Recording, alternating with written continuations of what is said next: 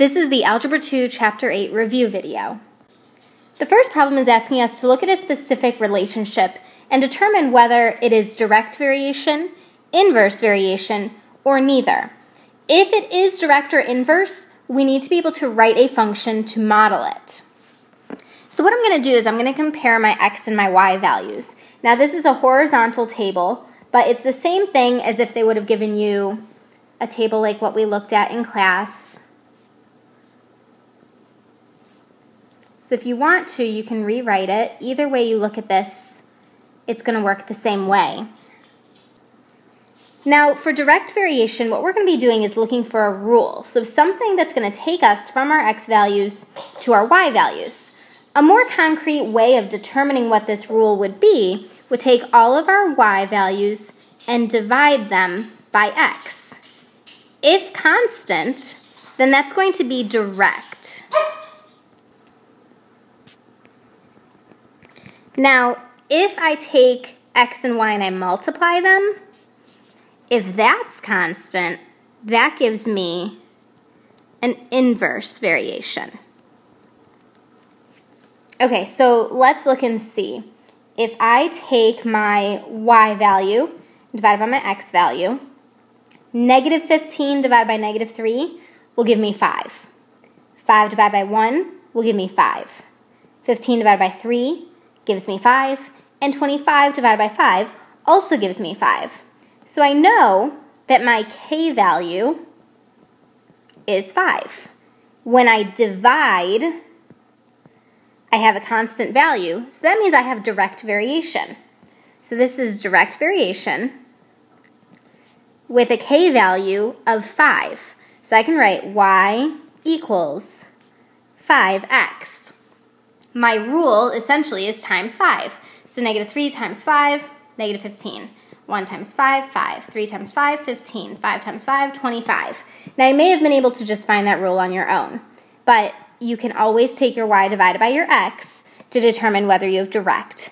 Y times x, where we take these and we multiply them all together looking for a constant, will tell us whether we have an inverse variation. If neither of those gives you a constant value, then you would have neither. Okay, so here they tell us that we have a function that is varying inversely. It says, suppose that x and y vary inversely, and x is 5 when y is 7. Write the function that models the inverse variation. So what we have to do is we have to find k. That's our first goal. Once we find k, we can write our function. So remember, inverse variation means that I have y equals k over x. So I'm going to plug in the two values that they gave me. So I get 7 equals k over 5.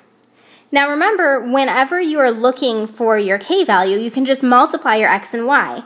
Essentially, that's what we're doing here, right? Because it's kind of like solving a proportion. But the main note is multiply x and y to find k. So I'm going to take 7 times 5. That means 35 is my k value. So now I'm going to plug that into this thing right here, and I can write y equals 35 divided by x. So that is my function, y equals 35 divided by x. Suppose that y varies jointly with w and x and inversely with z, and y equals 36 when w equals 6, x equals 9, and z equals 6. Write the equation that models the relationship. Then find y when w equals 8, x equals 2, and z equals 2. Whew, okay, that's a lot. So what we're going to do is we're going to break it down first. First, we need to figure out what our function is. Now, the way we do that is we look at this first part of the sentence here. Suppose that y varies. As soon as you see y varies, you're going to write y equals. Y varies jointly. Jointly, we need to know means directly. This word here means directly. So I want to vary directly with w and x, which means after my k, which is put into every single relationship, W and X are both going to be on top. While inversely with Z, that means Z is going in the bottom. So remember, directly is on top, inversely is on bottom. So now I have my rule, but I don't know what my K value is. In order to determine that, what I need to do is go ahead and plug in all of the values they gave me right here into this formula. So I get 36 equals K, that's what I'm trying to find here, times 6 times 9 divided by 6. So I get 36 equals 9 times 6 is 54, so 54K divided by 6. And now what I'm going to do is I'm going to simplify this right here. 54 divided by 6 gives me 9. So I have 36 equals 9K. To get K by itself, I divide by 9. I get K equals 4. Okay, I'm almost done. Now I can plug that back in to my rule. Y equals 4 WX over Z. And then the last part is they want me to find Y when these things are true. So I'm going to plug those in. Find Y when W is 8, X is 2, and Z is 2. Okay, so when I actually plug that into my calculator, 4 times 8 times 2 is 64. If I cut that in half, I get Y equals 32. So first thing I had to do is I had to figure out what my rule was. Then I used all of the values they gave me here, plugged them in, went all the way through, and found my K value.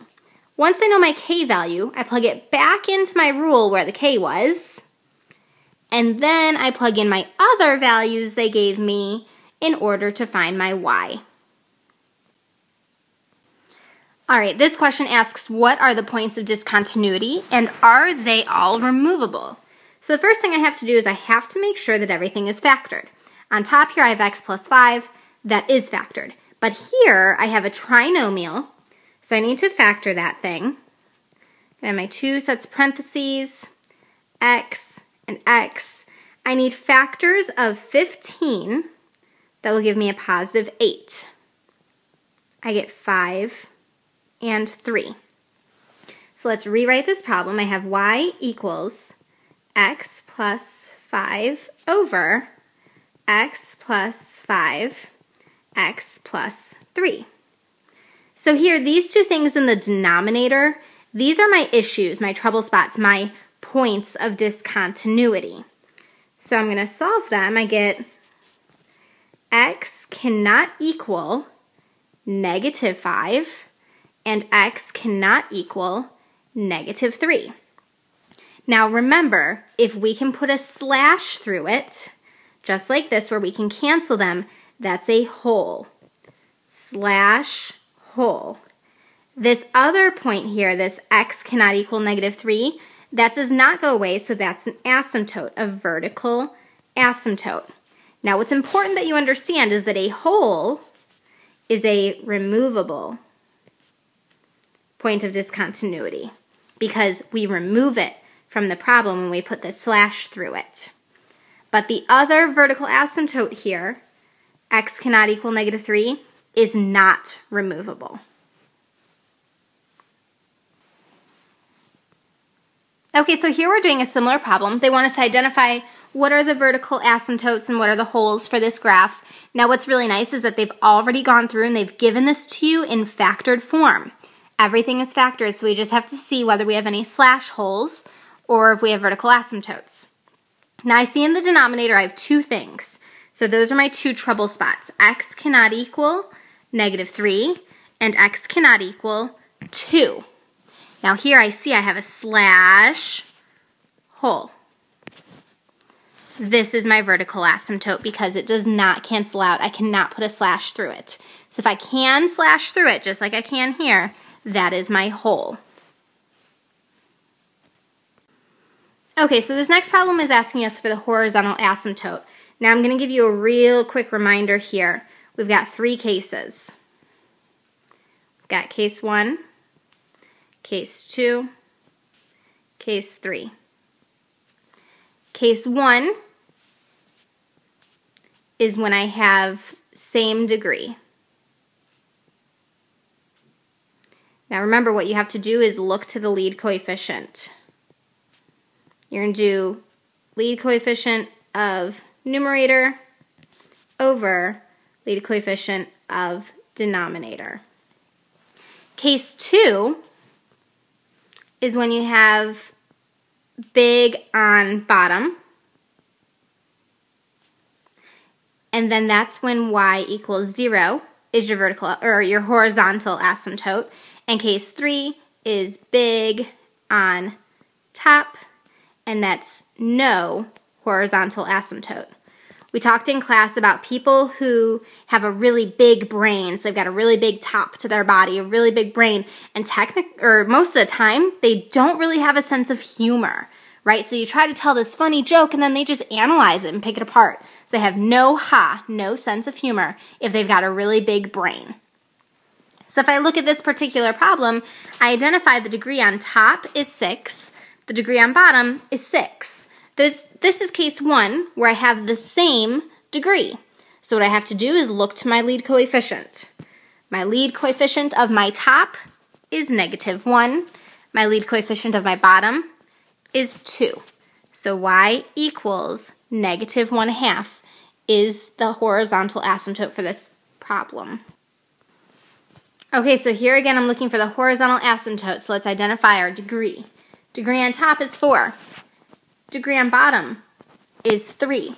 4 is bigger than 3, which means I have big on top, big on top. People with big brains don't have a sense of humor. No horizontal asymptote. Okay, this problem they are asking me to simplify and state any restrictions on the variable. So in order to simplify, what I have to do is I have to factor the numerator. The denominator is already factored, m plus 7. So I'm going to take my numerator, it's a trinomial, so I have 2 sets of parentheses, m,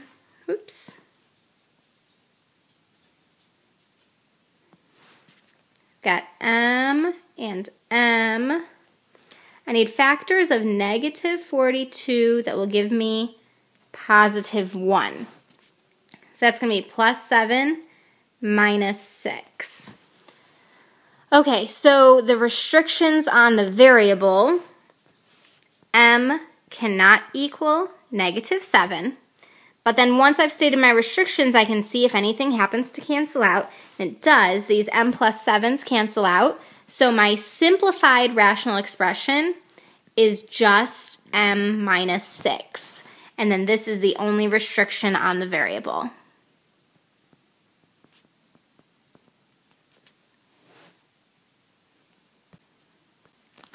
All right, time to figure out the product in simplest form, and we are also stating our restrictions.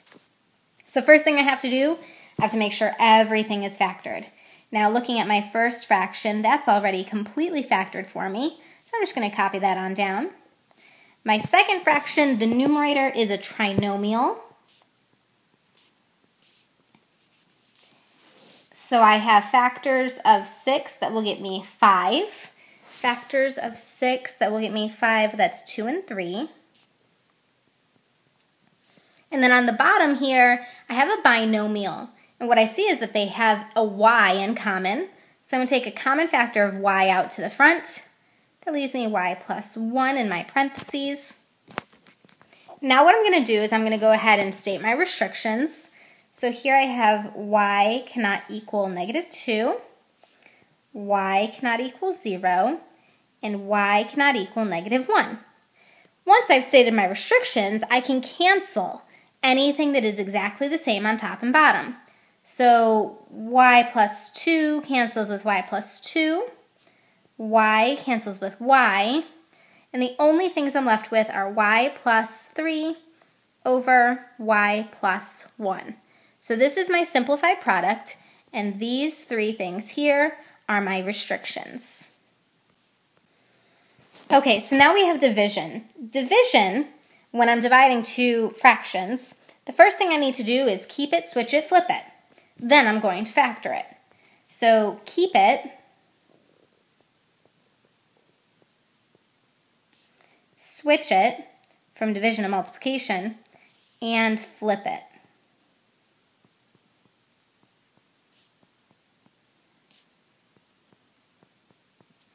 After keep it, switch it, flip it, I need to factor it. My first fraction is already factored for me, so I'm just going to rewrite that. My second one, I have a trinomial on top that needs to be factored. So it's going to be factors of negative 15. They give me a positive 2. I'm going to use 5 and negative 3. And then the k plus 1 is already factored for me there. Now that I've factored, I need to find my restrictions. Now remember, for division it's a little bit different because I did this whole keep it, switch it, flip it thing, and originally this trinomial gave me my trouble spots. Well, now that's in the numerator. So when I'm doing division, when I'm stating my restrictions, not only do I need to do my denominator here, but I also need to do the second numerator because that used to be a denominator. I flipped it up to the top. So these and these are my restrictions. Now if I have the same restriction twice, I don't really have to write it twice. So this here is k cannot equal 3. That's also this one here. I don't have to write it twice. K cannot equal negative 1 and k cannot equal negative 5. Now I can cancel, so these two things will cancel each other out, but that's it. So I have k plus 4 over k plus 4 times k plus 5 over k plus 1, and my restrictions were k cannot equal 3, k cannot equal negative 1, and k cannot equal negative 5. So those are the things that they needed me to answer for this problem. I did keep it, switch it, flip it, I factored, I found my restrictions, and then I simplified by canceling. Okay, here they are asking me to simplify the sum. So when I'm adding fractions, it's important that you understand you must have a common denominator. When I'm multiplying and dividing, that's not important, but here it is. So in order to get a common denominator, I'm going to multiply by the opposite denominator on both sides. So my b comes over to the right, my b plus 1 comes to the left. Well, that gives me two fractions being added together. In the top here, I have 2 and a b plus 1, so I'm going to write that, 2 and a b plus 1. In the bottom, I have a b and a b plus 1. In the numerator of my second fraction, I have a 9 and a b. And in the denominator of my second fraction, I have a b and a b plus 1. Now, this was the whole point, to get a common denominator. So now that I've done that, I can create one big fraction with that as my denominator. And then when I bring down my numerators, if I have any distributing to do, I'm going to do that as I bring it down. And then I'm adding 9b. Okay, do I have any like terms? I do. I have 2b and 9b. So I can combine those to get 11b plus 2 over b times b plus 1. This is my final answer. I do need to state my restrictions though. My restrictions would be b cannot equal 0 and b cannot equal negative 1. Now it doesn't specifically say that in the directions, so on the test you may not have to do that, but it is important to remember how to find restrictions for all of these problems. Okay, here I'm simplifying the difference. This is basically the same thing that we just did, except we have to be careful because now we have a negative sign, and I may have to distribute that negative sign within my problem. So let's take a look at it. I'm going to multiply by the opposite denominator, which gives me 2 fractions being subtracted. The numerator of my first fraction is a 7 and a y minus 2. The denominator of my first fraction is a y and a y minus 2. The numerator of my second fraction is a 5 and a y. And the denominator of my second fraction is a y and a y minus 2. So I see that these two things are the same, which is exactly what I wanted to do. So I'm going to create my 1 fraction with that as my denominator. And then we're going to do the same thing we did last time. I'm going to distribute anything I have to distribute as I bring it down. So I get 7y minus 14.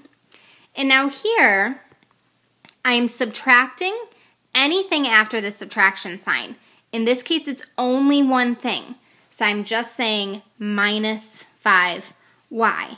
But you have to be careful because if there's more than just one term here, just a monomial, I have to distribute my negative sign to everything. So it might be a little bit more than just subtracting this 5y.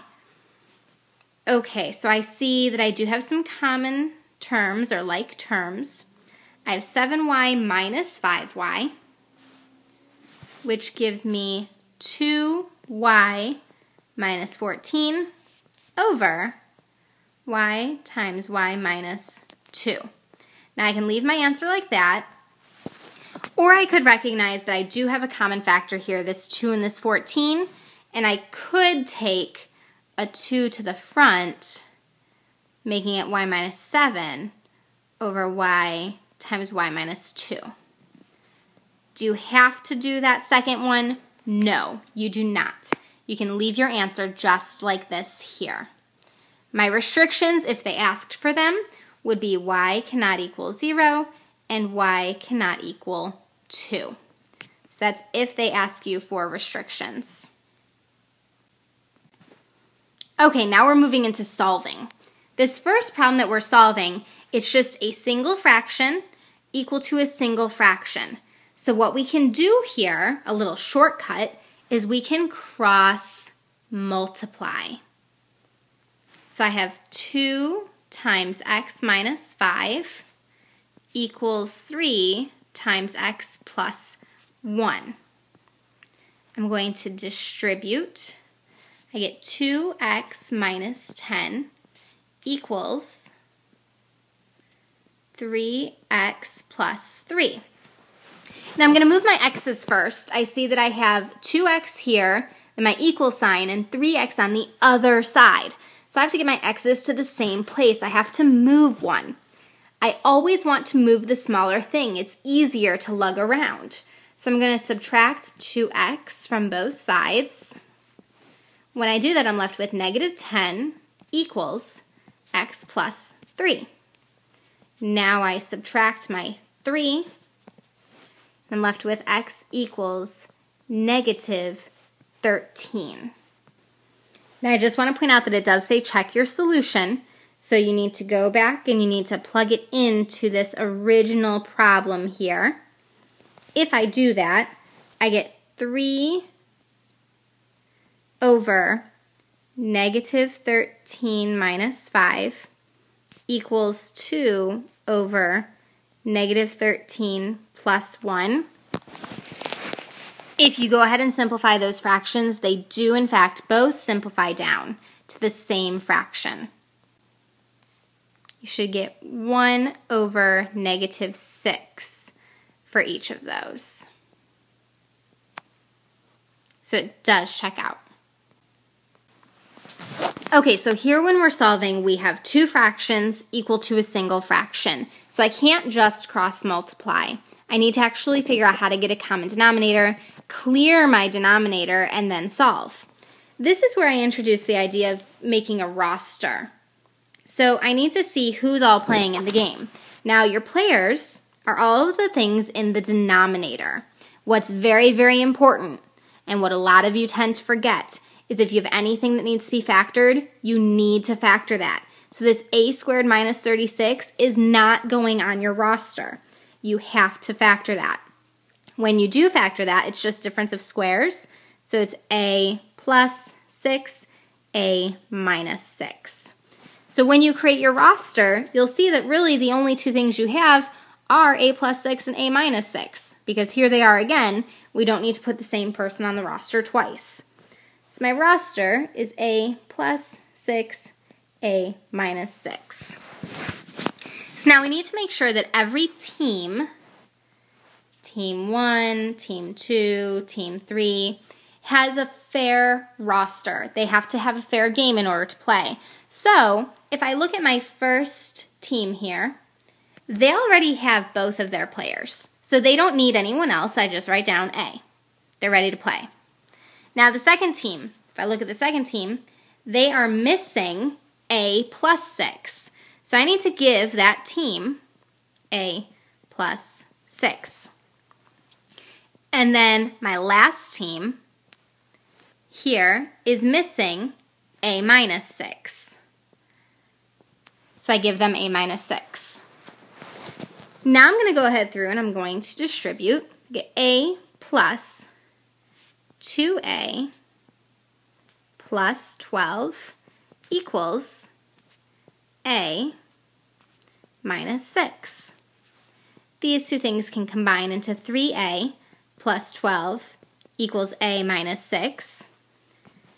I'm going to subtract this a. I'm going to move that 1a because it's a lot easier to move than 3a. That gives me 2a plus 12 equals negative 6. Move my 12. 2a equals negative 18. Divide by 2. I get a equals negative 9. A equals negative 9. And then the only other thing they don't specifically ask for are your restrictions. I don't think I did those in the last problem. But here are my restrictions. I look at my roster. It would be a cannot equal negative 6 and a cannot equal 6. Those are your two restrictions. Okay, so here's my last problem. I have to first create my roster. So I'm going to figure out who all is in my denominator here. All I see is a 4 and a C. Okay, so I've got my roster. I need to make fair teams. Here's my first team, 1. They have 4 and C. They don't need anyone else. So I move on to the next team, 4. 4 has the C, but they're missing the 4, so I need to give that to them. And my last team, this negative 2 here, doesn't have anyone. He needs the 4 and the C. Okay, so let's go ahead and let's crank some of this out. We've got 1 plus 4 times 4 is 16 equals negative 2 times 4 is negative 8 C. Okay, so that gives me 17 equals negative 8 C. I'm going to divide by negative 8, divide by negative 8. C equals negative 17/8. That's a really ugly number, but that is my answer. And your restrictions, if they were to ask you, would only be C does not equal 0, Z cannot equal 0. So there you go. Let me know if you have any questions prior to the exam, and I will see you in class.